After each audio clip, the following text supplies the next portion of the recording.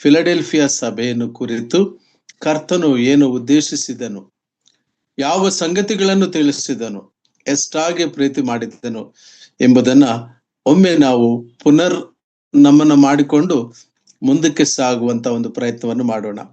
ಕರ್ತನಲ್ಲಿ ಪ್ರಿಯರೇ, ಫಿಲಡೆಲ್ಫಿಯಾ ಎಂಬುದಾಗಿ ಹೇಳುವಾಗ ಸಹೋದರ ಪ್ರೀತಿ ಎಂಬುದಾಗಿರುವ ಸಭೆ. ಯಾವ ಸಭೆಗೂ ಈ ಒಂದು ಧನ್ಯತೆ ಇಲ್ಲ. ನಾವು ಹಿಂದೆ ಎಫೆಸ್ ಸಭೆಯನ್ನು ಧ್ಯಾನಿಸಿದೆವು. ಎಫೆಸ್ ಸಭೆಯ ಲ್ಯಾಂಡ್ ಮಾರ್ಕ್ ಏನೆಂಬುದನ್ನು ನಾವು ನೋಡುವಾಗ ಇಟ್ಸ್ ಎ ಲವ್ಲೆಸ್ ಚರ್ಚ್, ಪ್ರೀತಿ ಕಳೆದುಕೊಂಡಂತ ಸಭೆ ಎಂಬುದಾಗಿ ಅದಕ್ಕೆ ದೇವರು ತಪ್ಪನ್ನು ಹೊರಿಸಿದರು. ಸ್ಮರಣ ಸಭೆಗೆ ಬಂದಾಗ ತಪ್ಪೇ ಇಲ್ಲ ಆ ಸಭೆಯಲ್ಲಿ, ಆದರೆ ತುಂಬಾ ಪರ್ಸಿಕ್ಯೂಟೆಡ್ ಚರ್ಚ್, ಹಿಂಸಾತ್ಮಕವಾದಂತ ಘಟನೆಗಳಲ್ಲಿ ಹಾದು ಹೋಗಿರುವಂತ ಸಭೆ ಆಗಿತ್ತು. ಪೋಲಿಕಾರ್ಪನು ಮೊದಲನೆಯ ಆ ಶತಮಾನದಲ್ಲಿ ಹತಸಾಕ್ಷಿ ಆದಂತವನು ಎಂಬುದಾಗಿ ಚರಿತ್ರೆ ಹೇಳುತ್ತದೆ. ಮತ್ತು ನಾವು ಪೆರ್ಗಮ ಸಭೆಗೆ ಬಂದವು. ಪೆರ್ಗಮ ಸಭೆಯಲ್ಲಿ ನಾವು ನೋಡುವಾಗ ಪೆರ್ಗಮ ಸಭೆ ಕಾಂಪ್ರಮೈಸಿಂಗ್ ಚರ್ಚ್ ಆಯಿತು. ಬಿಳಾಮನ ಬೋಧನೆ ಇತ್ತು ಮತ್ತು ಅಲ್ಲಿ ನಿಕೊಲಾಯಿತರ ಬೋಧನೆ ಇತ್ತು. ಅಂದರೆ ಶಾರೀರಿಕ ಸಂಬಂಧವಾದಂತಹ ಸಂಗತಿಗಳಿಗೂ ಕೂಡ ಆಸ್ಪದವಿರುವಂತ ಸಭೆಯಾಗಿ ಸಾಗುತ್ತಿತ್ತು. ಅದಕ್ಕೆ ಕರ್ತನು ಎಚ್ಚರಿಕೆಯನ್ನು ಕೊಟ್ಟನು, ಮನಸ್ಸಾಂತರ ಹೊಂದಬೇಕೆಂಬುದಾಗಿ ಹೇಳಿದನು. ಯಾಕಂದ್ರೆ ಕರ್ತನಾದ ಯೇಸು ಕ್ರಿಸ್ತನು ತಾನು ಸ್ವರಕ್ತವನ್ನು ಕೊಟ್ಟು ಸಂಪಾದಿಸಿಕೊಂಡಿರುವಂತ ಸಭೆಯನ್ನು ಪ್ರಾರಂಭದಿಂದಲೂ ಕಾಯುತ್ತಲೇ ಬಂದಿದ್ದಾನೆ ಪ್ರಿಯರೇ. ಅದಕ್ಕಾಗಿ ಅನೇಕರು ತಮ್ಮ ಪ್ರಾಣಗಳನ್ನು ಮುಡುಪಿಟ್ಟು ಈ ಸುವಾರ್ತೆಯನ್ನು ಕಾಪಾಡಿದ್ದಾರೆ, ಈ ವಾಕ್ಯವನ್ನು ಕಾಪಾಡಿದ್ದಾರೆ. ಇದು ಜೀವಯುಳ್ಳ ವಾಕ್ಯ. ಸಹೋದರರು ಲೀಡ್ ಮಾಡ್ತಾ ಹೇಳುವ ರೀತಿಯಲ್ಲಿ ವಾಕ್ಯವೆಂಬಾತನೇ ದೇವರು, ಕರ್ತನಾದ ಯೇಸು ಕ್ರಿಸ್ತನು ತಾನೇ ವಾಕ್ಯ ಸ್ವರೂಪನು. ಎಲ್ಲಿ ವಾಕ್ಯವಿರ್ತದೋ ಅಲ್ಲಿ ಕರ್ತನ ಪ್ರಸನ್ನತೆ ಇರ್ತದೆ. ಹಾಗಾಗಿ ವಾಕ್ಯದ ಮೂಲಕವಾಗಿ ಆಯಾ ಸಭೆಗಳಿಗೆ ಹೇಳುತ್ತಾ ಬಂದರು. ತುವತೈರ ಸಭೆಗೆ ಬಂದಾಗ ಅಲ್ಲಿ ಜೆಜಬೇಲನ ಬೋಧನೆ ಇತ್ತು. ಯೆಜಬೇಲನ ಬೋಧನೆಯಿಂದ ಆ ಸಭೆಯು ತಪ್ಪಿ ಹೋಗುವಂತ ಸಂದರ್ಭದಲ್ಲಿ ಕೆಲವರು ಕರ್ತನಿಗಾಗಿ ನಿಂತಿರುವವರು ತುವತೈರ ಸಭೆಯಲ್ಲಿದ್ದರು. ಸಾರ್ದಿಸ್ ಸಭೆಗೆ ಬಂದಾಗ ಇಟ್ಸ್ ಎ ಡೆಡ್ ಚರ್ಚ್, ಮೃತವಾಗಿರುವ ಸಭೆ. ಆದರೂ ಪ್ರೀತಿಯುಳ್ಳ ದೇವರು ಅದನ್ನ ಎಚ್ಚರಗೊಳ್ಳು ಎಂಬುದಾಗಿ ಎಚ್ಚರಿಸ್ತಾನೆ. ಆತ್ಮೀಕ ಮೃತ್ಯುವಿನಿಂದ, ಆ ಮರಣದಿಂದ ನೀವು ಎದ್ದು ಬರ್ಬೇಕೆಂಬುದಾಗಿ ಆತನು ಕರ್ತನಾದ ಯೇಸು ಕ್ರಿಸ್ತನು ಆ ಒಂದು ಸಭೆಗೆ ತನ್ನನ್ನು ತಾನು ಆ ರೀತಿಯಾಗಿ ಬೋಧಿಸುವಂತನಾಗಿರ್ತಾನೆ. ಮತ್ತು ಸಾರ್ದಿಸ್ ಸಭೆ ಆದ ನಂತರ ನಾವು ಬರುವಂತದ್ದು ಈಗ ಫಿಲಡೆಲ್ಫಿಯಾ ಸಭೆಗೆ. ಈ ಫಿಲಡೆಲ್ಫಿಯಾ ಸಭೆ ಎಂಬುದನ್ನು ನಾವು ನೋಡುವಾಗ ಇದು ಒಬ್ಬ ಸಹೋದರನಿಗೆ ಕಟ್ಟಿಸಿಕೊಂಡಿರುವಂತಹ ಒಂದು ಪಟ್ಟಣ. ಇದು ಆಕ್ಚುಲಿ ಇದನ್ನ ಸಹೋದರ ಪ್ರೀತಿ ಎಂಬುದಾಗಿ ಕರೆಯಲ್ಪಟ್ಟಿರುವಂತಹ ಒಂದು ಸಭೆ. ಈ ಸಭೆಯಲ್ಲಿ ತನ್ನನ್ನು ತಾನು ಪರಿಚಯಿಸಿಕೊಳ್ಳುತ್ತಾ 7ನೇ ವಚನದಲ್ಲಿ, 3ನೇ ಅಧ್ಯಾಯ 7ನೇ ವಚನದಲ್ಲಿ, ಫಿಲಡೆಲ್ಫಿಯಾದಲ್ಲಿರುವ ಸಭೆ ದೂತನಿಗೆ ಬರೆ, ಪರಿಶುದ್ಧನೂ ಸತ್ಯವಂತನೂ ದಾವೀದನ ಬೀಗದ ಕೈಯುಳ್ಳವನು, ಯಾರೂ ಮುಚ್ಚಿಕೊಡದಂತೆ ತೆರೆಯುವವನು, ಯಾರೂ ತೆರೆಯದಂತೆ ಮುಚ್ಚುವವನು ಆಗಿರುವಾತನು ಹೇಳುವುದೇನೆಂದರೆ, ಒಂದು ವಿಶೇಷವಾದ ರೀತಿಯಲ್ಲಿ ತನ್ನನ್ನು ಪರಿಚಯಿಸಿಕೊಳ್ಳುತ್ತಾನೆ. ನಾವು ಅದನ್ನ ಕಳೆದ ತರಗತಿಗಳಲ್ಲಿ ಧ್ಯಾನಿಸಿದ್ದೇವೆ. ಮತ್ತು 8ನೇ ವಚನಕ್ಕೆ ಬಂದಾಗ, ನಿನ್ನ ಕೃತ್ಯಗಳನ್ನು ಬಲ್ಲೆನು, ನಿನಗಿರುವ ಶಕ್ತಿ ಕೊಂಚವಾಗಿದ್ದರೂ ನೀನು ನನಗೆ ಸೇರಿದವನಲ್ಲವೆಂದು ಹೇಳದೆ ನನ್ನ ವಾಕ್ಯವನ್ನು ಕಾಪಾಡಿದ್ದರಿಂದ ಈಗೋ ನಿನ್ನೆದುರಲ್ಲಿ ಒಂದು ಬಾಗಿಲನ್ನು ತೆರೆದಿಟ್ಟೇನೆ. 8ನೇ ವಚನವನ್ನು ನಾವು ಧ್ಯಾನಿಸಿಕೊಂಡೆವು. ಸುವಾರ್ತೆಯ ಬಾಗಿಲು ತೆರೆಯಲ್ಪಟ್ಟಿತು. ಫಿಲಡೆಲ್ಫಿಯಾ ಸಭೆಯ ಕಾಲಘಟ್ಟಕ್ಕೆ ಬಂದಾಗ ಸಭೆಯಲ್ಲಿ ಒಂದು ಭಕ್ತ ಸಂಜೀವಿನಿ ಉಂಟಾಗುವಂತದ್ದನ್ನು ನಾವು ಕಾಣಿದೆವು. ಮತ್ತು 9ನೇ ವಚನಕ್ಕೆ ಬಂದಾಗ ಯಹೂದ್ಯರಲ್ಲದವರನ್ನು ಸುಳ್ಳಾದಿರುವವರು ಮತ್ತು ನಿಜವಾದವರ ಮುಂಬದಿಯಲ್ಲಿ ಬೀಳುವಂತೆ ಮಾಡಿದನು. ಈಗ 10ನೇ ವಚನದಲ್ಲಿ ಕಳೆದ ತರಗತಿಯಲ್ಲಿ ನಾವು ಧ್ಯಾನಿಸಿದೆವು, ನನ್ನ ಸಹನಾ ವಾಕ್ಯವನ್ನು ಕಾಪಾಡಿದ್ದರಿಂದ. ಈ ಸಭೆಯ ಸಂದೇಶದಲ್ಲಿನೇ ವಾಕ್ಯ ಅಂತ 2 ಸಂದರ್ಭಗಳಲ್ಲಿ ಬರ್ತದೆ. ಒಂದು 8ನೇ ವಚನದಲ್ಲಿ ನನ್ನ ವಾಕ್ಯವನ್ನು ಕಾಪಾಡಿದ್ದರಿಂದ ಆ ಸಭೆಯು ದೇವರ ವಾಕ್ಯವನ್ನು ಕಾಪಾಡಿತ್ತು. ಪ್ರಿಯರೇ, ದೇವರ ವಾಕ್ಯವೇ ನಿತ್ಯ, ದೇವರ ವಾಕ್ಯವೇ ಸತ್ಯವಾದದ್ದು. ಸತ್ಯವೇದದ ಸತ್ವ ಏನೆಂದರೆ ವಾಕ್ಯ. ಆದರೆ ಕೆಲವರು ವಾಕ್ಯವನ್ನು ಬಿಟ್ಟು ಆಡಂಬರಗಳಿಗೆ, ಆರ್ಭಟಗಳಿಗೆ, ಅದ್ಭುತಗಳಿಗೆ ಮಾರು ಹೋಗಿರುವಂತಹ ಸಂದರ್ಭಗಳಲ್ಲಿ, ದಾರಿ ತಪ್ಪಿ ಹೋಗಿರುವ, ದಿಕ್ಕು ತಪ್ಪಿ ಹೋಗಿರುವ ಸಂದರ್ಭಗಳಲ್ಲಿ ಫಿಲದೆಲ್ಫಿಯಾ ಸಭೆಯು ವಾಕ್ಯಕ್ಕೋಸ್ಕರ ನಿಂತಿರುವುದರಿಂದ ಅದಕ್ಕೆ ಒಂದು ದೊಡ್ಡ ವಾಗ್ದಾನವನ್ನು 10ನೇ ವಚನದಲ್ಲಿ ಕರ್ತನು ಕೊಟ್ಟನು. ಅದನ್ನು ನಾವು ಬಹಳ ಹೆಚ್ಚಾಗಿ ಧ್ಯಾನಿಸಿದೆವು. ನನ್ನ ಸಹನ ವಾಕ್ಯವನ್ನು ಕಾಪಾಡಿದ್ದರಿಂದ ಭೂನಿವಾಸಿಗಳನ್ನು ಪರೀಕ್ಷಿಸುವುದಕ್ಕಾಗಿ ಲೋಕದ ಮೇಲೆಲ್ಲ ಬರೋದಕ್ಕಿರುವ ಶೋಧನೆ ಸಮಯದಲ್ಲಿ ನಿನ್ನನ್ನು ತಪ್ಪಿಸಿ ಕಾಪಾಡುವನು. ಹೇಗೆ ತಪ್ಪಿಸಿ ಕಾಪಾಡುವನು? ಲೋಕದ ಮೇಲೆ ಬರುವಂತಹ ಶೋಧನೆ ಯಾವುದು ಎಂಬುದನ್ನು ನಾವು ಸತ್ಯವೇದದಲ್ಲಿ ಕಳೆದ ಸಾರಿ ಧ್ಯಾನ ಮಾಡಿದಾಗ ಅದು ಮಹಾಸಂಕಟ ಕಾಲ, ಸಂಕಟ ಕಾಲ, 3.5 ವರ್ಷಗಳ ಸಂಕಟ ಕಾಲ, 3.5 ವರ್ಷಗಳ ಮಹಾಸಂಕಟ ಕಾಲ. ಆ ದಿನಮಾನಗಳಲ್ಲಿ ಏನೇನು ಆಗುತ್ತೆಂಬುದಾಗಿ ನಾವು ಹಳೆ ಉಡಂಬಡಿಕೆಯಲ್ಲಿಯೂ ಹೊಸ ಉಡಂಬಡಿಕೆಯಲ್ಲಿಯೂ ಪ್ರವಾದಿಗಳು ಹೇಳಿರುವಂತಹ ಸಂಗತಿಗಳನ್ನು ಧ್ಯಾನಿಸಿದ್ದೇವೆ. ಆಮೋಸನು ಹೇಳಿರುವಂತಹ ಮಾತನ್ನ ಧ್ಯಾನಿಸಿದೆವು.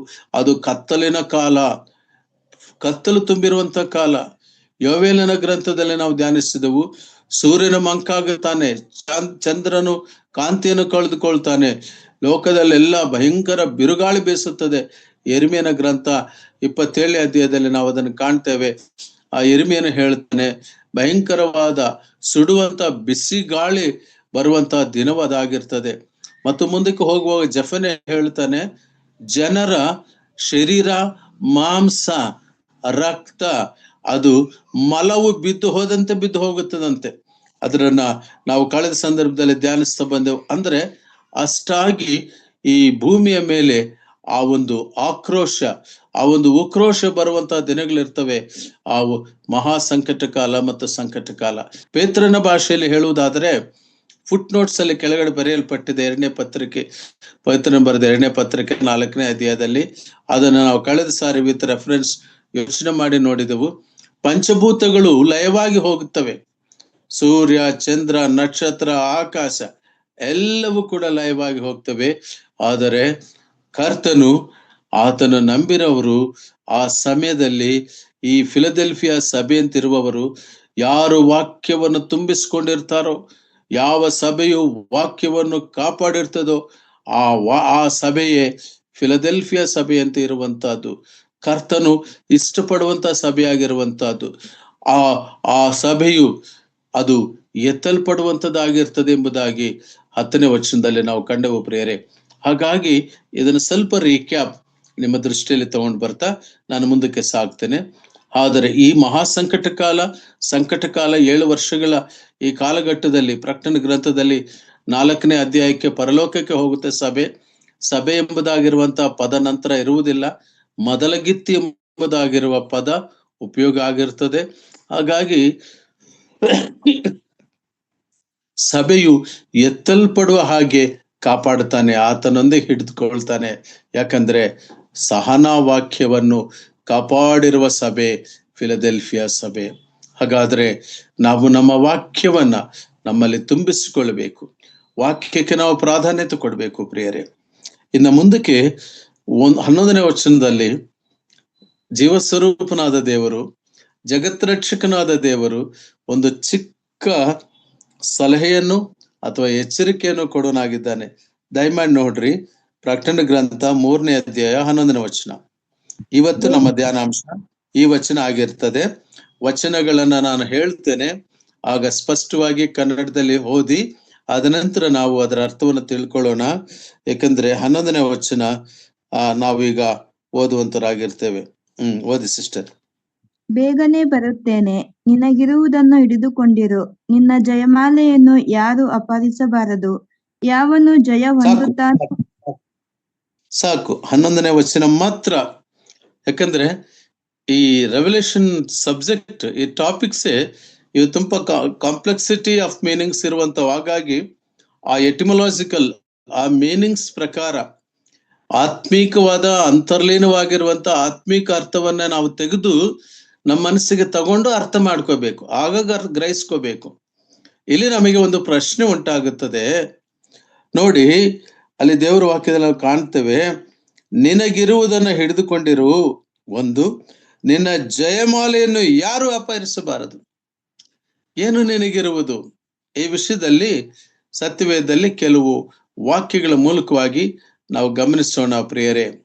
ಕೆಲವು ವಾಕ್ಯಗಳನ್ನು ಆಧಾರ ಮಾಡಿಕೊಂಡು ನಮಗಿರುವುದನ್ನ ನಾವು ಹೇಗೆ ಕಾಪಾಡಿಕೊಳ್ಳಬೇಕು, ಆ ಗುರಿ ಕಡೆಗೆ ನಾವು ಹೇಗೆ ಓಡಬೇಕು, ಆ ದಿಕ್ಕಿನಲ್ಲಿ ನಾವು ಹೇಗೆ ಸಾಗಬೇಕು, ಎತ್ತಲ್ಪಡುವ ಸಭೆಗೆ ನಾವು ಹೇಗೆ ಸಲ್ಲುವಂತವರಾಗಿರ್ಬೇಕು ಎಂಬುದಾಗಿ ಹೇಳುವಾಗ ಕರ್ತನಲ್ಲಿ ಪ್ರಿಯರೇ, ರಕ್ಷಣೆಯು ಸ್ಯಾಲ್ವೇಷನ್, ನಮಗಿರುವಂತ ರಕ್ಷಣೆಯು ಬಹಳ ಅಮೂಲ್ಯವಾದದ್ದು.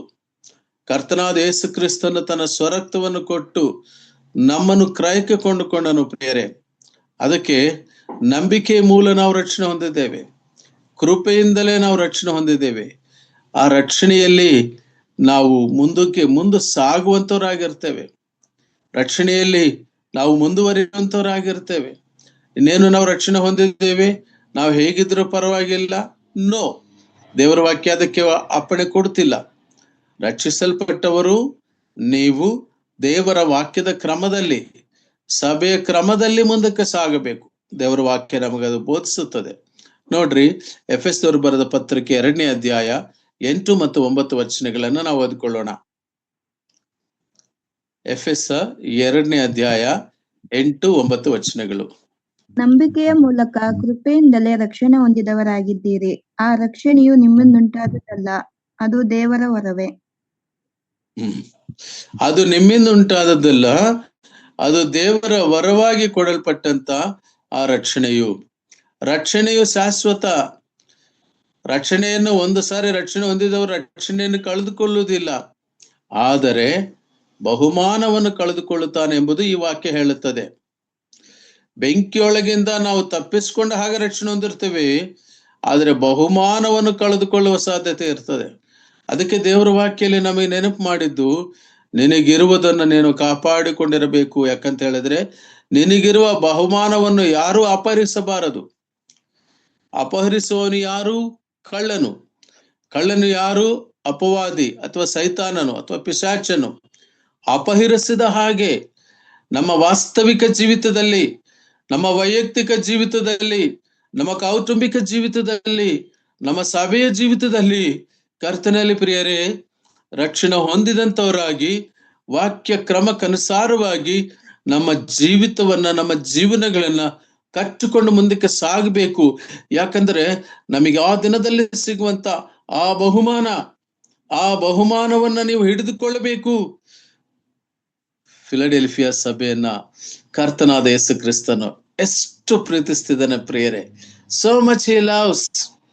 ಯಾರು ವಾಕ್ಯವನ್ನು ಪ್ರೀತಿಸ್ತಾರೋ, ಯಾರು ವಾಕ್ಯದ ಬೋಧನೆಯನ್ನು ಪ್ರೀತಿಸ್ತಾರೋ, ಯಾರು ಸ್ವಸ್ಥ ಬೋಧನೆಯನ್ನು ಪ್ರೀತಿಸ್ತಾರೋ ಅವರನ್ನ ಕರ್ತನಾದ ಯೇಸು ಕ್ರಿಸ್ತನು ಸದಾ ಕಾಪಾಡೋನಾಗಿರ್ತಾನೆ. ಸಂಕಟ ಕಾಲ, ಮಹಾಸಂಕಟ ಕಾಲಕ್ಕೆ ಬಲಿಯಾಗುವುದಕ್ಕೆ ಬಿಡುವುದೇ ಇಲ್ಲ. ಯಾಕಂದ್ರೆ ಥೆಸಲೋನಿಕ ಪತ್ರಿಕೆಯಲ್ಲಿ ನಾವು ಒಂದು ಮಾತನ್ನು ಕಾಣ್ತೇವೆ, we are not called for the wrath of god.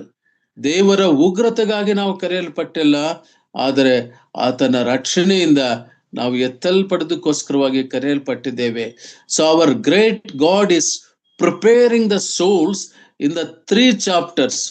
ಪ್ರಕಟಣೆ ಗ್ರಂಥೆಯ 3 ಅಧ್ಯಾಯಗಳಲ್ಲಿ ಕೂಡ ಆತ್ಮೀಕವಾಗಿ, ಆಧ್ಯಾತ್ಮಿಕವಾಗಿ, ಮಾನಸಿಕವಾಗಿ ನಂಬಿಕಸ್ಥರಲ್ಲಿ ನಂಬಿಕೆಯನ್ನ, ಜಾಗರೂಕತೆಯನ್ನ, ಎಚ್ಚರಿಕೆಯನ್ನ ಮತ್ತು ಅಂತ್ಯಕಾಲ ಅಪಾಯಕರ ದಿನಗಳಲ್ಲಿ ನಮ್ಮ ಜೀವನ ಶೈಲಿ, ಅದರ ವಿಧಾನವನ್ನು ಕುರಿತು ಯೋಹಾನನ ಮೂಲಕ, ಭಕ್ತನಾದ ಯೋಹಾನನ ಮೂಲಕ ಪತ್ಮೋಸ ದ್ವೀಪದಲ್ಲಿ ಬರೆಸಿಕೊಟ್ಟಿರುವಂತಹ ಈ ಸಂಗತಿಗಳು ಪ್ರತಿಯೊಂದು ಸಭೆಗೂ ಕೂಡ ಅನ್ವಯಿಸುವಂತ ಮಾತುಗಳು ಪ್ರಿಯರೇ.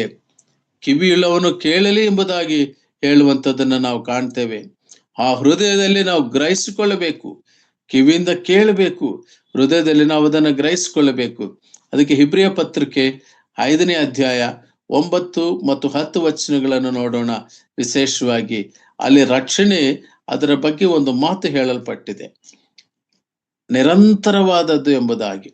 ನೋಡಿ, ಇಬ್ರಿಯ ಪತ್ರಿಕೆ 5ನೇ ಅಧ್ಯಾಯ 9 ಮತ್ತು 10 ವಚನಗಳು.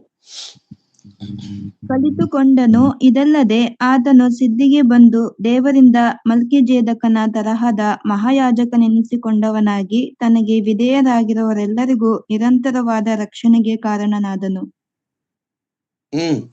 ನಿರಂತರವಾದ ರಕ್ಷಣೆಗೆ ಕಾರಣನಾದನು.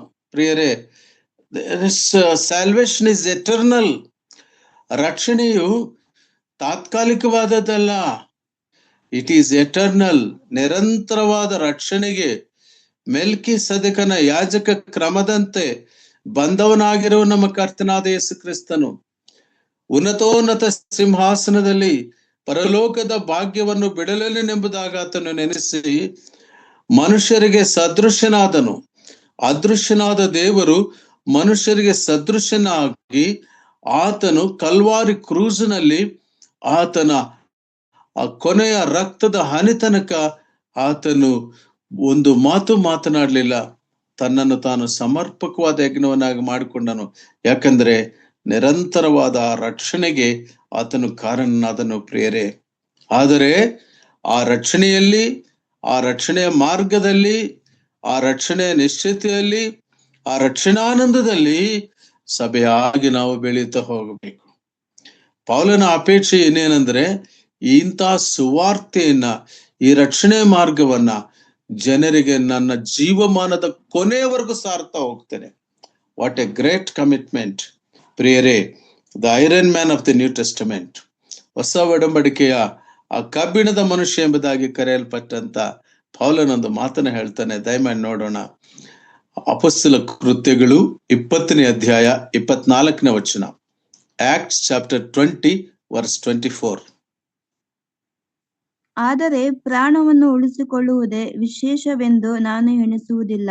ದೇವರ ಕೃಪೆಯ ವಿಷಯವಾದ ಸುವಾರ್ತೆಯನ್ನು ಆಸಕ್ತಿಯಿಂದ ಪ್ರಕಟಿಸಬೇಕೆಂಬುದಾಗಿ ಕರ್ತನಾದ ಯೇಸುವಿನಿಂದ ನಾನು ಹೊಂದಿರುವ ಸೇವೆ ಎಂಬ ಓಟವನ್ನು ಕಡೆಗಾಣಿಸುವುದೊಂದೇ ನನ್ನ ಅಪೇಕ್ಷೆ. ನನ್ನ ಅಪೇಕ್ಷೆ ಏನೆಂಬುದಾಗಿ ಹೇಳುವಾಗ, ಕರ್ತನಾದ ಯೇಸು ಕ್ರಿಸ್ತನು ನನಗೆ ಒಪ್ಪಿಸಿಕೊಟ್ಟಿರುವಂತಹ ಈ ಸೇವೆಯನ್ನ ಕಡೆಗಾಣಿಸುವುದು.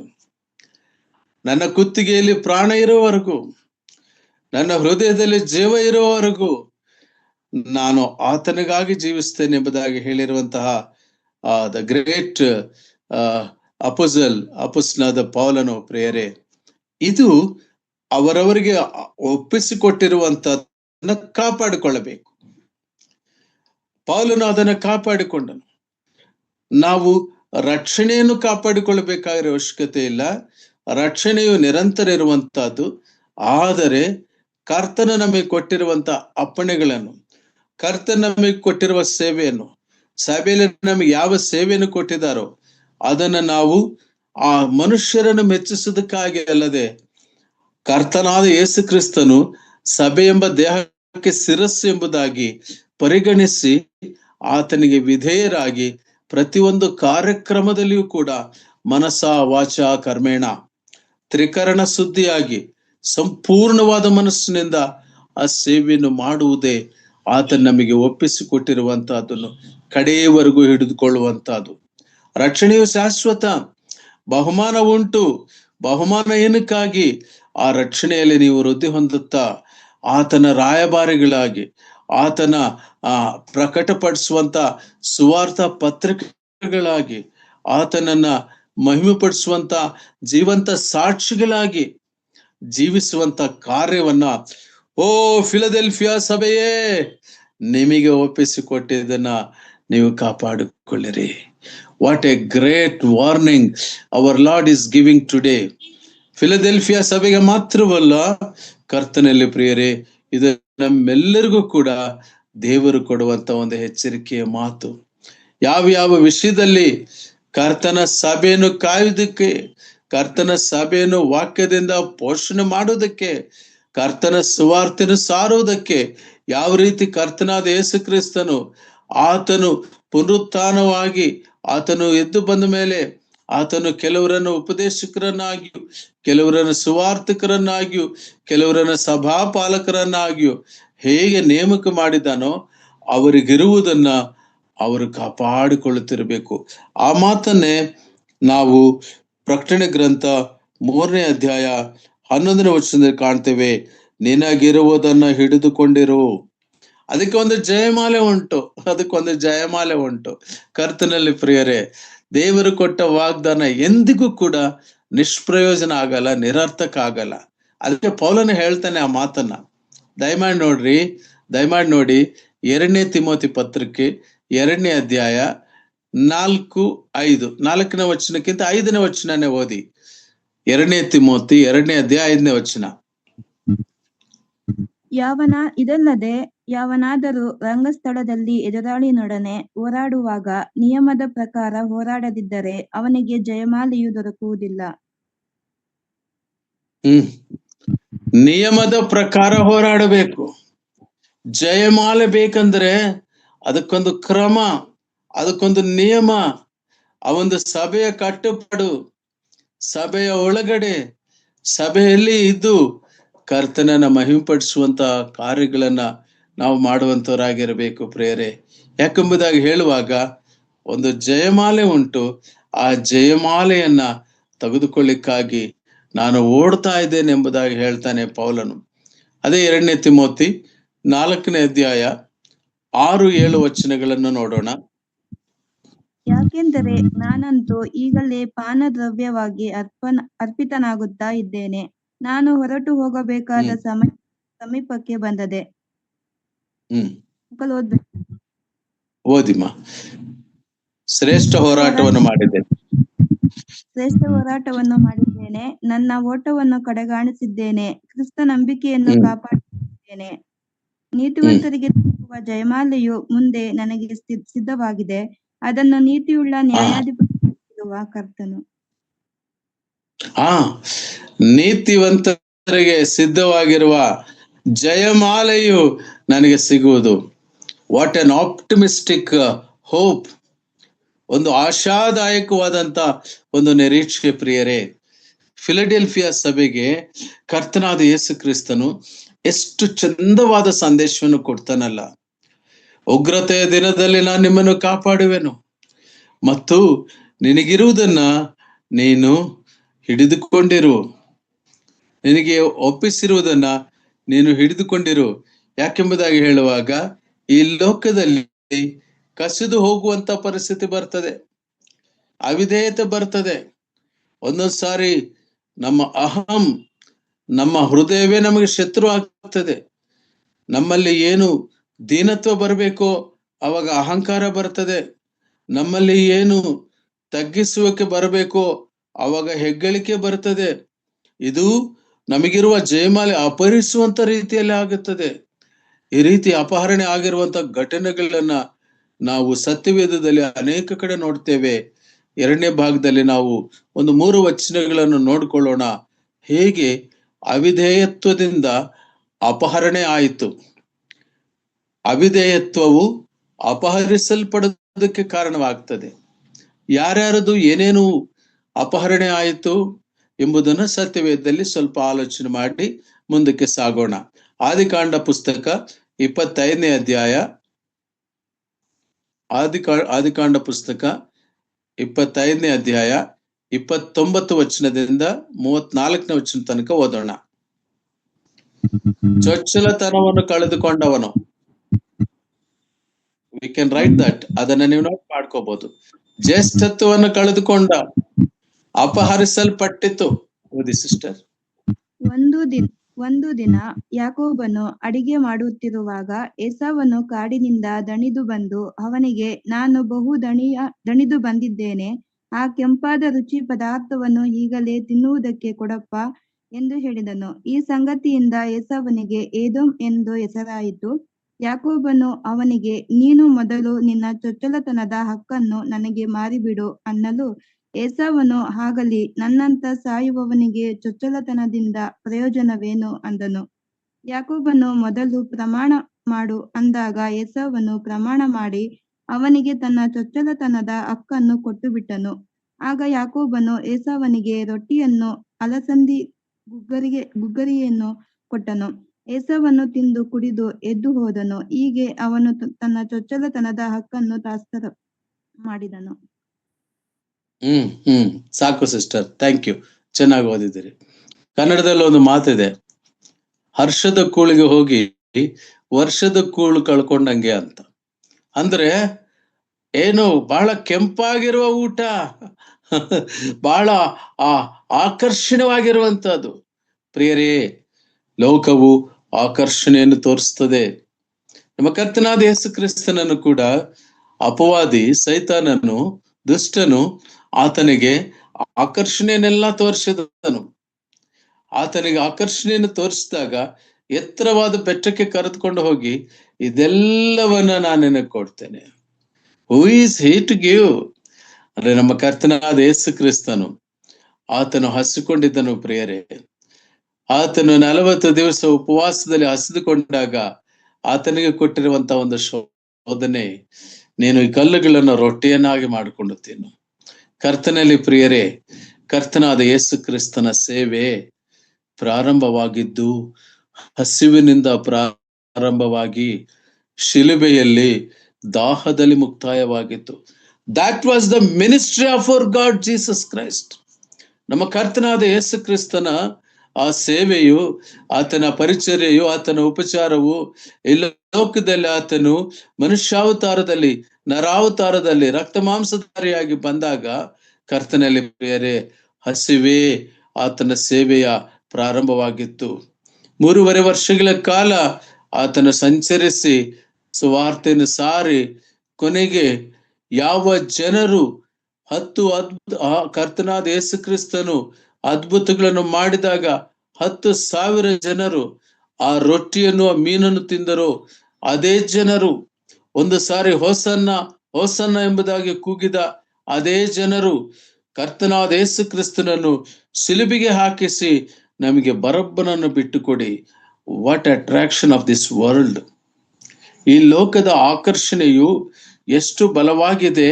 ಒಬ್ಬ ವಿಶ್ವಾಸಿಯ ವಿಶ್ವಾಸವನ್ನ ಅಪಹರಣ ಮಾಡಲು ಅನೇಕ ತಂತ್ರಗಳು ಬರುವಂತ ದಿನಗಳಲ್ಲಿ ನಾವು ಜೀವನ ಮಾಡ್ತಿದ್ದೇವೆ ಪ್ರಿಯರೇ. Globalised context, the days of globalisation. ಈ ಜಾಗತೀಕರಣದ ದಿನಗಳ ಹಿನ್ನೆಲೆ ಏನು ಗೊತ್ತೇ? ಯಾರಿಗೆ ಯಾರು ಏನೂ ಇಡ್ಸ್ಕೊಳ್ತಾ ಇಲ್ಲ. ಒಂದೇ ಪ್ರಶ್ನೆ, ನನಗಿದ್ರಿಂದ ಏನ್ ಪ್ರಯೋಜನ, ನನಗೇನ್ ಪ್ರಯೋಜನ? People have become utilitarian. ನನಗೇನು ಪ್ರಯೋಜನ, ನನಗೇನು ಬರುತ್ತೆ ಅನ್ನೋ ಸೆಲ್ಫ್ ಸೆಂಟರ್ಡ್ನೆಸ್ ಬಂದಿದೆ ಪ್ರಿಯರೇ. ಆದರೆ ಸಮಾಜಕ್ಕಾಗಿ, ಸಭೆಗಾಗಿ, ಕರ್ತನಾದ ಯೇಸು ಕ್ರಿಸ್ತನಿಗಾಗಿ ಪ್ರಾರಂಭದ ದಿನಗಳಲ್ಲಿ ಎಷ್ಟೋ ಜನ ಮಿಷನರಿಗಳು ತಮ್ಮ ಪ್ರಾಣಗಳನ್ನ ಕಳೆದುಕೊಂಡು ಸಮುದ್ರದ ಮಧ್ಯದಲ್ಲಿಯೇ ಅವರ ಶವಗಳನ್ನ ಹೂಣಬೇಕಾಯಿತು. ಎಂತ ದುರ್ದಶೆಯಲ್ಲಿ ಸೇವೆಯನ್ನು ಮಾಡಿದರು. ನಮ್ಮ ದೇಶಕ್ಕೆ ಬಂದು ಪ್ರಿಯರೇ, ಅವರು ಹಿಡಿದುಕೊಂಡಿದ್ದರು, ಅವರಿಗೆ ಒಪ್ಪಿಸಿದ್ದನ್ನು ಅವರು ಹಿಡಿದುಕೊಂಡಿದ್ದರು. ಅವರಿಗೆ ಜಯಮಾಲೆ ಸಿಗುವಂತದ್ದಾಗಿದೆ. ಫಿಲಡೆಲ್ಫಿಯಾ ಸಭೆಗೆ ಜಯಮಾಲೆಯ ವಾಗ್ದಾನವನ್ನು ಕರ್ತನು ಕೊಟ್ಟಿದ್ದಾನೆ. ನಿನಗಿರುವುದನ್ನ ನೀನು ಕಾಪಾಡಿಕೊ. ಸ್ಮರಣ ಸಭೆಗೂ ಅದೇ ವಾಗ್ದಾನವನ್ನು ಕೊಡ್ತಾನೆ. ಸಾಯಬೇಕಾದರೂ ನಂಬಿಕಸ್ಥನಾಗಿರು, ನಿನಗೆ ಜೀವವೆಂಬ ಜಯಮಾಲೆಯನ್ನು ಕೊಡ್ತೇನೆ. 2ನೇ ಅಧ್ಯಾಯ 10ನೇ ವಚನ ಪ್ರಕಟಣೆ ಗ್ರಂಥದಲ್ಲಿ. ನಿನಗೆ ಸಂಭವಿಸುವುದಕ್ಕಿರುವ ಬಾಧೆಗಳಿಗೆ ಹೆದರಬೇಡ. ಈಗೋ ನೀನು ದುಷ್ಪ್ರೇರಣೆಗೆ ಒಳಗಾಗುವಂತೆ ಸೈತಾನನು ನಿಮ್ಮಲ್ಲಿ ಕೆಲವರನ್ನು ಸೆರೆಮನೆಯೊಳಗೆ ಹಾಕೋದಕ್ಕಿದ್ದಾನೆ ಮತ್ತು 10 ದಿನಗಳ ತನಕ ಸಂಕಟವಿರುವುದು. ಸಾಯಬೇಕಾದರೂ ನಂಬಿಕಸ್ಥನಾಗಿರು, ನಾನು ನಿನಗೆ ಜೀವವೆಂಬ ಜಯಮಾಲೆಯನ್ನು ಕೊಡುವೆನು. ಪ್ರಿಯರೇ, ಸೇಮ್ ವರ್ಸ್ ಇಸ್ ಹಿಯರ್. ನಮಗೆ ಜಯಮಾಲೆಯು ಕರ್ತನು ಕೊಡುವಂತವನಾಗಿರ್ತಾನೆ. ಜಯಮಾಲೆ ಎಂಬುದಾಗಿ ಹೇಳುವಾಗ it's not just a mere garland. ನಾನು ನೆನೆಸ್ತೇನೆ, it is greater than anything else of this world. ಈ ಲೌಕಿಕ ಸನ್ಮಾನಗಳು, ಈ ಮಾಲೆಗಳು ಎಲ್ಲದಕ್ಕಿಂತ ಅವು ವಿಭಿನ್ನವಾಗಿರುವಂತವು ಯಾವುವು ಎಂಬುದನ್ನ ಕಣ್ಣು ಕಾಣಲಿಲ್ಲ, ಕಿವಿಯು ಕೇಳಲಿಲ್ಲ, ಹೃದಯಕ್ಕೆ ಗೋಚರವಾಗಲಿಲ್ಲ. ಅಲ್ಲಿಗೆ ಹೋದಾಗ ಮಾತ್ರ ಪ್ರತಿಯೊಬ್ಬೊಬ್ಬರ ಕೆಲಸ, ಪ್ರತಿಯೊಬ್ಬೊಬ್ಬರ ಸೇವೆ, ಪ್ರತಿಯೊಬ್ಬೊಬ್ಬರ ನಂಬಿಕೆ ಆ ದಿನದಲ್ಲಿ ಕರ್ತನು ತನ್ನ ಮಾನದಂಡದ ಪ್ರಕಾರ ವಿವೇಚಿಸಿ ನೀಡುವಂತನಾಗಿರ್ತಾನೆ. ಪ್ರಿಯರೇ, ಫಿಲಡೆಲ್ಫಿಯಾ ಸಭೆಗೆ ದೇವರು ಕೊಡುವಂತ ಈ ವಾಗ್ದಾನ, ಆ ಜಯಮಾಲೆಯನ್ನ ಯಾರು ಅಪಹರಿಸದಂತೆ ನೋಡ್ಕೋ ಅಂದ್ರೆ ಅಪಹರಣೆ ಆಗುತ್ತದೆ ಈ ಲೋಕದಲ್ಲಿ ಅಂತ ಅರ್ಥ. ಇವತ್ತು ಅನೇಕ ಜನ ಸೇವಕರಿದ್ದಾರೆ, ಬಹಳ ವಿಭಿನ್ನವಾದ ರೀತಿಯಲ್ಲಿ ಲಾಭ ಪಡ್ಲಿಕ್ಕೋಸ್ಕರ ಸೇವಿದ್ದಾರೆ. ವಿಮರ್ಶಿಸುವುದು ನಮ್ಮ ದೃಷ್ಟಿಕೋನ ಅಲ್ಲ, ವಿಮರ್ಶಿಸುವುದು ನಮ್ಮ ಸಂಗತಿ ಅಲ್ಲವೇ ಅಲ್ಲ, ಬೇರೆಯವರ ವಿಷಯದಲ್ಲಿ ಆಲೋಚನೆ ಮಾಡುವುದು ನಮ್ಮ ಸಂಗತಿ ಅಲ್ಲವೇ ಅಲ್ಲ. ಅದಕ್ಕೋಸ್ಕರ ಬೇರೆ ಜನರನ್ನ ದೇವರು ಉಪಯೋಗಿಸ್ಕೊಳ್ತದೆ ಇದ್ದಾನೆ. ಅದಕ್ಕೋಸ್ಕರ ಯೂಟ್ಯೂಬ್ಗಳಲ್ಲಿ ತುಂಬ ಹೋಗಿವೆ.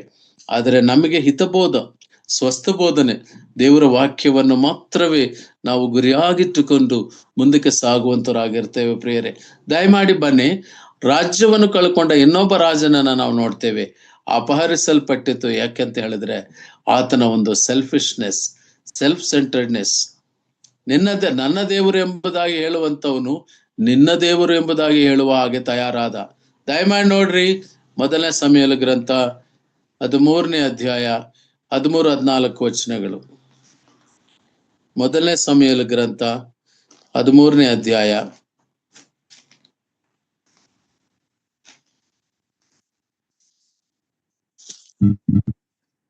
13-14 ವಚನಗಳು. ಆಗ ಸಮುವೇಲನು, ನೀನು ಬುದ್ಧಿಹೀನ ಕಾರ್ಯ ಮಾಡದೆ ನೀನು ನಿನ್ನ ದೇವರ ಯೆಹೋವನ ಆಜ್ಞೆಯನ್ನು ಕೈಕೊಂಡಿದ್ದರೆ ಆತನು ನಿನ್ನ ರಾಜ್ಯವನ್ನು ಇಸ್ರಾಯೇಲರಲ್ಲಿ ಶಾಶ್ವತವಾಗಿ ಸ್ಥಿರಪಡಿಸುತ್ತಿದ್ದನು. ಈಗಲಾದರೂ ನಿನ್ನ ಅರಸುತನವು ನಿಲ್ಲುವುದಿಲ್ಲ. ನೀನು ಯೆಹೋವನ ಆಜ್ಞೆಯನ್ನು ಕೈಕೊಳ್ಳದೆ ಹೋದುದರಿಂದ ಆತನು ತನಗೆ ಒಪ್ಪುವ ಬೇರೊಬ್ಬ ಪುರುಷನನ್ನು ತನ್ನ ಪ್ರಜೆಯ ಮೇಲೆ ಪ್ರಭುವಾಗಿ ನೇಮಿಸಿದ್ದಾನೆ ಎಂದು ಹೇಳಿದನು. Yes, sister. Thank you. Cancellation, rejection. God is a God of, a great control over all human beings. ತನ್ನ ಬಳಕೆಗೆ ಯಾರು ವಿಧೇಯತ್ವದಿಂದ ಆತನನ್ನು ಮಹಿಂಪಡಿಸುವಂತರಾಗಿರ್ತಾರೋ ಅವರನ್ನೇ ಉಪಯೋಗಿಸುವಂತ ದೇವರು. ಅದಕ್ಕೆ ಪೌಲನು ಹೇಳ್ತಾನೆ, ಜೀವಿಲ್ಲ ದೇವರ ಕೈಗಳಲ್ಲಿ ಬೀಳುವುದು ಬಹಳ ಭಯಂಕರ. We need to obey his command. ನಾವು ಆತನ ಆಜ್ಞೆಗಳನ್ನು ಅನುಸರಿಸಿ ಮುಂದಕ್ಕೆ ಸಾಗುವಂತರಾಗಬೇಕು. ಆದರೆ ಈ ಸೌಲನು ಏನು ಮಾಡಿದ, ಅಮಾಲೇಕ್ಯರನ್ನ ಸಂಪೂರ್ಣವಾಗಿ ಹತ ಮಾಡದೆ ಕೊಬ್ಬಿದ ಟಗರುಗಳನ್ನ, ಕುರಿಗಳನ್ನ, ಎತ್ತುಗಳನ್ನ ತೆಗೆದುಕೊಂಡು ಬಂದು, ಏನು ಈ ಶಬ್ದ ಕೇಳಿಸ್ತಾ ಇದೆ ರಾಜನಾದ ಸೌಲನೇ ಎಂಬುದಾಗಿ ಸಮುವೇಲನು ಕೇಳಿದಾಗ, ಏನು ಈ ಅರ್ಪಣೆಗಳ ಶಬ್ದ, ಏನು ಕುರಿ ಟಗರುಗಳ ಶಬ್ದ, ಏನು ಎತ್ತುಗಳ ಬಲಿಯಜ್ಞದ ಶಬ್ದ ಅಂದಾಗ, ನಿನ್ನ ದೇವರಿಗೆ ಬಲಿ ಅರ್ಪಿಸೋದಕ್ಕೆ ಕೆಲವನ್ನ ನಾನು ಅಲ್ಲಿಂದ ಹೊತ್ತು ತೆಗೆದುಕೊಂಡು ಬಂದಿದ್ದೇನೆಂಬುದಾಗಿ ಹೇಳಿದಾಗ, ಕರ್ತನಲ್ಲಿ ಪ್ರಿಯರೇ, ಆ ಮಾತುಗಳನ್ನ ನಾವಲ್ಲಿ ನೋಡ್ತೇವೆ. ನಿನ್ನ ದೇವರು ಎಂಬುದಾಗಿ ಸಂಬೋಧಿಸುವಂತದ್ದನ್ನ ದೇವರು ಇಷ್ಟಪಡ್ಲಿಲ್ಲ. ನನ್ನ ದೇವರು ಅನ್ನೋ ಮಾತು ಹೋಯಿತು. ಸ್ವಲ್ಪ ಐಶ್ವರ್ಯ ಬಂದಾಗ, ಸ್ವಲ್ಪ ಸ್ಥಿತಿ ಒಳ್ಳೆದು ಬಂದಾಗ, ಸ್ವಲ್ಪ ದೇವರು ಹೆಚ್ಚಿಸಿದಾಗ ದೇವರನ್ನೇ ಮರೆತು ಬಿಡುವಂತ ಈ ಮರು ಹೋಗುವಂತ ಜನರು. ಕರ್ತನಲ್ಲಿ ಪ್ರಿಯರೇ, ಇದು ಎಂತ ಅಪಾಯಕರ ಸ್ಥಿತಿ. ಮೊದಲಾದ್ರೆ ಸಭೆಗೆ ಬಹಳ ಜನರು ಬಹಳ ವಿನಮ್ರತೆಯಿಂದ ಬರುವಂತವ್ರು, ದೇವರ ಐಶ್ವರ್ಯ ಕೊಟ್ಟು ಸ್ವಲ್ಪ ಹೆಚ್ಚಿನ ಸ್ಥಿತಿ ಬಂದು ಸಂತೆಗಳನ್ನು ನಾಯಿಗಳನ್ನು ಕಟ್ಟಿಕೊಂಡಾಗ, ಯಾರೋ ಕೆಲವು ಕಡೆ ನಾನು ಹೋಗಿರೋ ಕಡೆ ಒಂದು ಕಡೆ ಹೇಳ್ತಾ ಇದ್ರು, ಯಾಕೆ ಸಭೆಗೆ ಬಂದಿಲ್ಲ, ಯಾಕೆ ಬರ್ಲಿಕ್ಕೆ ಆಗ್ತಿಲ್ಲ ಅಂದ್ರೆ ಅಲ್ಲಿ ನಾಯಿಗಳನ್ನು ನೋಡ್ಕೊಂಡಿರ್ಬೇಕು, ದೊಡ್ಡ ಮನೆ, ಹಾಗಾಗಿ ದೂರ ಇದೆ. ಎಂತ ಒಂದು ದುಸ್ಥಿತಿ ಪ್ರಿಯರೇ. ಆತನನ್ನ ಮಹಿಂಪಡಿಸ್ಲಿಕ್ಕೆ ಇರಬೇಕಾಗಿರುವಾಗ, ಆತನಿಗೆ ಐಶ್ವರ್ಯವನ್ನು ಕೊಟ್ಟಾಗ, ಯಹಲೋಕದ ಸಂಪತ್ತನ್ನು ಕೊಟ್ಟಾಗ ಇನ್ನೂ ಹೆಚ್ಚು ತಗ್ಗಿಸ್ಕೋಬೇಕು. ಅಪಹರಿಸಲ್ಪಡುವಂತ ಆಕರ್ಷಣೆಗಳು. ಅದನ್ನೇ ಫಿಲಡೆಲ್ಫಿಯಾ ಸಭೆಯಲ್ಲಿ ದೇವರ ವಾಕ್ಯ ನಮಗೆ ಹೇಳುವಂತದ್ದು. ಯಾರು ಅಪಹರಿಸದಂತೆ ನಾವು ಕಾಪಾಡಿಕೊಳ್ಳಬೇಕು. ನಾನು ಸಂದೇಶವನ್ನ ಮುಕ್ತಾಯದ ಹಂತದಲ್ಲಿದ್ದೇನೆ. ದಯಮಾಡಿ ನೋಡ್ರಿ, ನಮಗಿರುವುದನ್ನ ಹೇಗೆ ಹಿಡಿದುಕೊಳ್ಳಬೇಕೆಂಬುದಾಗಿ ಪೌಲನು ನಮಗೆ 2 ಕಡೆ ಬೋಧಿಸುವಂತನಾಗಿದ್ದಾನೆ. 2 Timothy chapter 1 verse 14. ಅಪೊಸ್ತಲನಾದ ಪೌಲ ತಿಮೋತಿಗೆ ಬರೆದ 2ನೇ ಪತ್ರಿಕೆ 1ನೇ ಅಧ್ಯಾಯ 14ನೇ ವಚನ. ದಯಮಾಡಿ ಓದಿ. ನಿನ್ನ ವಶಕ್ಕೆ ಕೊಡಲ್ಪಟ್ಟಿರುವುದನ್ನು ಶ್ರೇಷ್ಠವೆಂದು ತಿಳಿದು ನಮ್ಮಲ್ಲಿ ವಾಸವಾಗಿರುವ ಪವಿತ್ರಾತ್ಮನ ಮೂಲಕ ಕಾಪಾಡು. ನಿನಗಿರುವುದನ್ನ, ನಿನ್ನ ವಶಕ್ಕೆ ಕೊಟ್ಟಿರುವುದನ್ನ ನೀನು ಕಾಪಾಡ್ಕೋ ತಿಮೋತಿ. ಏನು ನಿನ್ನ ವಶಕ್ಕೆ ಕೊಟ್ಟಿದ್ದು? ನಿನ್ನ ವಶಕ್ಕೆ ಕೊಟ್ಟಿರುವಂತಹ ಬೋಧನೆಯನ್ನು, ಸಭೆಯ ಕಟ್ಟೋಣವನ್ನ, ಅದು ನೀನನ್ನು ಕಾಪಾಡಿಕೋ. ಯಾಕಂದ್ರೆ ಅದು ಬಹಳ ಮುಖ್ಯ. 14ನೇ ವಚನ 2ನೇ ತಿಮೋತಿ 1ನೇ ಅಧ್ಯಾಯ 14ನೇ ವಚನದಲ್ಲಿ ನಾವು ನೋಡುವಾಗ ಪೌಲನು ತಿಮೋತನಿಗೆ ರಿಮೈಂಡ್ ಮಾಡ್ತಾನೆ, ನಿನಗೆ ವಹಿಸಿಕೊಟ್ಟಿರುವಂತ ಕಾರ್ಯವನ್ನ ನೀನು ಕಾಪಾಡಿಕೋ. ಪ್ರಕಟಣೆಗಂತ 3ನೇ ಅಧ್ಯಾಯ 11ನೇ ವಚನದಲ್ಲಿ ಕರ್ತನಾದ ಯೇಸು ಕ್ರಿಸ್ತನು ಫಿಲಡೆಲ್ಫಿಯಾ ಸಭೆಗೆ ಅದನ್ನೇ ಹೇಳಿದ್ದಾನೆ, ನಿನಗಿರುವುದನ್ನ ನೀನು ಹಿಡಿದುಕೋ, ನಿನಗೆ ನೇಮಿಸಲ್ಪಟ್ಟ ಸೇವೆಯನ್ನ ನೀನು ಹಿಡಿದುಕೋ, ನಿನಗೆ ನೇಮಿಸಲ್ಪಟ್ಟಂತ ಸ್ಥಿತಿಯನ್ನ ನೀನು ಹಿಡಿದುಕೋ ಎಂಬುದಾಗಿ. ಹಾಗೆ 1ನೇ ತಿಮೋತಿ 6ನೇ ಅಧ್ಯಾಯ 20-21 ವಚನ ಓದಿ ಸಿಸ್ಟರ್. 1 ತಿಮೋತಿ ಚಾಪ್ಟರ್ 6 ವರ್ಸ್ 20 ಮತ್ತು 21. ಎಲೈ ತಿಮೋತಿಯನೇ, ಜ್ಞಾನ ಉಪದೇಶವೆಂದು ಸುಳ್ಳಾಗಿ ಹೇಳಿಕೊಳ್ಳುವ ಬೋಧನೆಗೆ ಸಂಬಂಧಪಟ್ಟ ಪ್ರಾಪಂಚಿಕವಾದ ಆ ಹರಟೆ ಮಾತುಗಳಿಗೂ ವಿವಾದಗಳಿಗೂ ನೀನು ದೂರವಾಗಿದ್ದು ನಿನ್ನ ವಶಕ್ಕೆ ಕೊಟ್ಟಿರುವುದನ್ನು ಕಾಪಾಡು. ಕೆಲವರು ಆ ಸುಳ್ಳಾದ ಜ್ಞಾನವನ್ನು ಅವಲಂಬಿಸಿ ಕ್ರಿಸ್ತ ನಂಬಿಕೆಯಿಂದ ಭ್ರಷ್ಟರಾದರೂ ಕೃಪೆಯು ನಿಮ್ಮೊಂದಿಗಿರಲಿ. Thank you sister. ಬಹಳ ಚೆನ್ನಾಗಿ ಓದಿದ್ರಿ. ಆ 2 ವಚನಗಳಲ್ಲಿ ಸಂಪೂರ್ಣ ಸಾರಾಂಶ ಏನಂದ್ರೆ, ಈಗಿನ ದಿನಗಳಲ್ಲಿ ಇರುವ ಹರಟೆ ಮಾತುಗಳು ಇವೆ, ಈಗಿನ ದಿನಗಳಲ್ಲಿ ಆ ಕುತರ್ಕಗಳು ಇವೆ, ಈಗಿನ ದಿನಗಳಲ್ಲಿ ವಾದ ವಿವಾದಗಳಿವೆ. ಅದು ದೇವರ ವಾಕ್ಯೋಪದೇಶದ ಗುರಿ ಅಲ್ಲ. ದೇವರ ವಾಕ್ಯೋಪದೇಶದ ಗುರಿ ಏನೆಂಬುದಾಗಿ ಹೇಳುವಾಗ ಅದು ನಿರ್ಮಲ ಹೃದಯ, ನಂಬಿಕೆ ತುಂಬಿರುವ ಹೃದಯ, ವಿಶ್ವಾಸ ತುಂಬಿರುವ ಹೃದಯವಾಗಬೇಕು. ಆ ವಾಕ್ಯವು ಬರುವಾಗಲೇ, ಆ ವಾಕ್ಯವು ಹಂಚಲ್ಪಡುವಾಗಲೇ ಕರ್ತನಾದ ಯೇಸು ಕ್ರಿಸ್ತನನ್ನ ಹೃದಯಪೂರ್ವಕವಾಗಿ ಆತುಕೊಳ್ಳಬೇಕು, ಆಶ್ರಯಿಸಿಕೊಳ್ಳಬೇಕು. ಆದುದರಿಂದ ಇದನ್ನೇನು ಕಾಪಾಡಿಕೋ. ಯಾಕಂದ್ರೆ ಅಂತ್ಯ ದಿನಗಳು, ಆ ಕಾಲದಲ್ಲಿಯೇ ಆ ಎಚ್ಚರಿಕೆಯನ್ನು ಅಪೊಸ್ತಲನಾದ ಪೌಲನು ಕೊಟ್ಟನು. ಬೇರೆ ಈ ದಿನಮಾನಗಳಲ್ಲಿ ಕೂಡ ನಮಗೆ ನೀಡಲ್ಪಟ್ಟಿರುವಂತ ಈ ಸೇವೆಯನ್ನು, ನಮಗೆ ನೀಡಲ್ಪಟ್ಟಿರುವಂತ ಈ ಒಂದು ಸ್ಥಿತಿಯನ್ನು ಸೈತಾನನು ಅಪಹರಿಸದ ಹಾಗೆ ನಾವು ಕಾಪಾಡಿಕೊಂಡರೆ ಬಹುಮಾನ ನಮಗುಂಟು. ಕನ್ಕ್ಲೂಷನ್ ನಲ್ಲಿ ಹೇಳುವುದಾದರೆ, ಚೆನ್ನಾಗಿ ತಿಳಿದುಕೊಳ್ಳಿ, ಫಿಲಡೆಲ್ಫಿಯಾ ಸಭೆಗೆ ವಿಶೇಷವಾದ ವಾಗ್ದಾನ ಇದೆ, ಕರ್ತನ ಜೊತೆಯಲ್ಲಿರುವಂತಹದ್ದು, ಮತ್ತು ವಿಶೇಷವಾದ ವಾಗ್ದಾನ ಇದೆ, ಜಯಮಾಲೆ.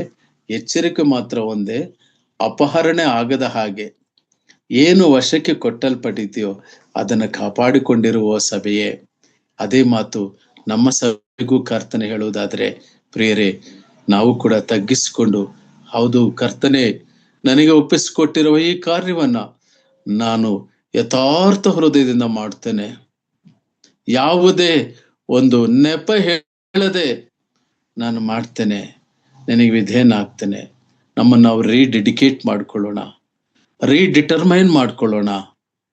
ಕರ್ತನ ನಮಗೆ ಜೀವವೆಂಬ ಜಯಮಾಲೆ ಬಹುಮಾನ ನಮ್ಗೆ ಇಟ್ಟಿದ್ದಾನೆ.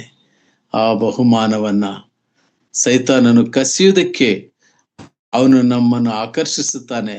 ರಕ್ಷಣೆ ಮಾತ್ರ ಉಂಟು, ಆದರೆ ಸತ್ಕ್ರಿಯೆಗಳ ಮೂಲಕ, ಆತನನ್ನು ಸೇವಿಸುವುದರ ಮೂಲಕ ನಮಗೆ ಸಿಗುವ ಬಹುಮಾನವು ಕಸಿದುಕೊಳ್ಳಬಾರದು, ಅಪಹರಿಸಲ್ಪಡಬಾರದು.